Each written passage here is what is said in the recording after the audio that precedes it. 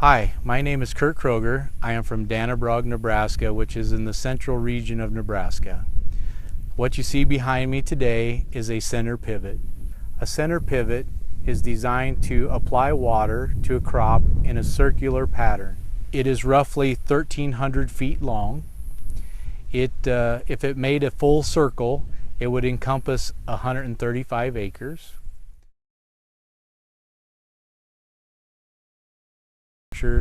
There are several parts and components to a pivot. Okay, so first you have one tower. So that's the span of the whole entire tower. You have some brace rods. You have the pipe that carries the water. It's basically built like a truss bridge where you have all these cables and A-frame jacks that carry the load of the water by using bridge technology. Then you come down to like an A-frame right here, which puts it on a dual set of wheels, and so that the pivot doesn't necessarily rock and is able to climb hills and mountains.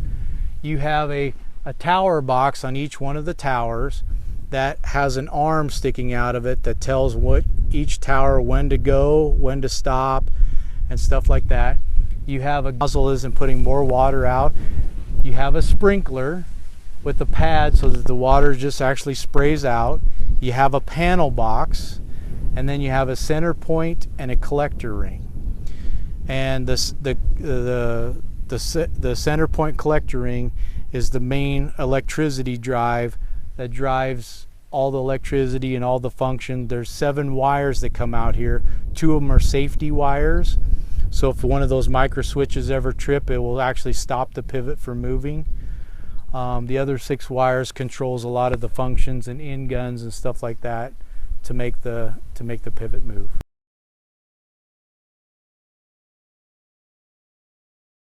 This is a pivot panel box. It is the remote function to how everything works inside the pivot. Over here we have a series of gauges and switches that make the function work. This is just a basic pivot panel. It doesn't have any extra functions or anything like that. So the yellow lever is the on-off switch. It will actually turn the voltage on to like 480 volts. This is a 3-phase. Pivots run off a 3-phase power. And so if you turn that on, it'll turn the electricity on to the pivot.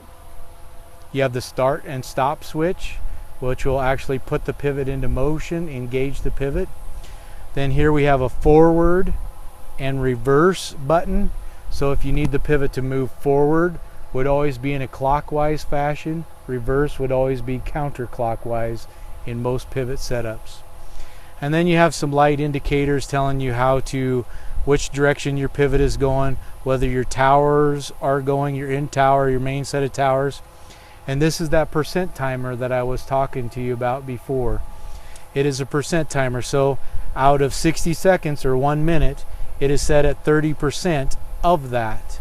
So it's going to run 30% of 60 seconds at that setting. And then with each pivot, you'll have like a sprinkler chart that shows you that on this particular pivot that I own, that if the pivot timer is set at say 30%, okay, so right there at 30%, I'm putting on almost an inch of rain as it goes around in a revolution. And it also tells me with the tire size and everything that it will accomplish that in 34 hours to make the revolution.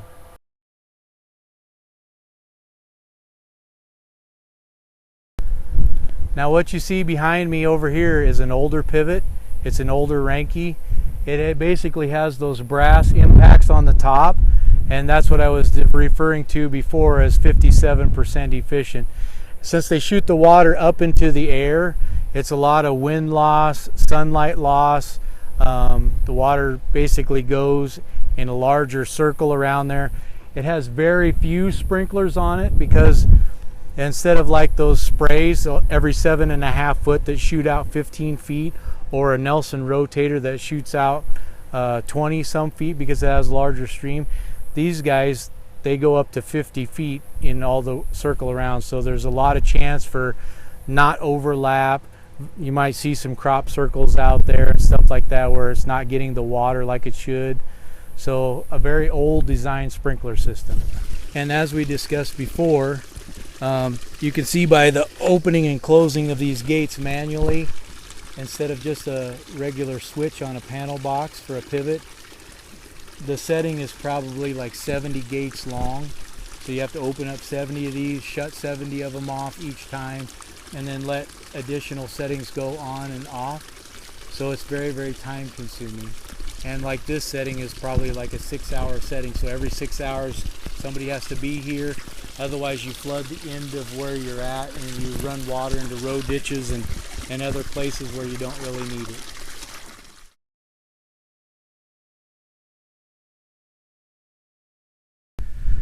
Now, in summarizing all this, a center pivot will increase your time value, that you can spend more time on your farm doing other things, because in like irrigation pipe, it's very time consuming because you have direct settings. Like say for this setting you can run it 6 hours and you'd have to change the gates, and another 6 hours change the gates, so you're always having to be on call. Now on a center pivot, once you poke the button and says start and it starts operating on its own, it will come to its full swing without you being there or doing anything to the nature.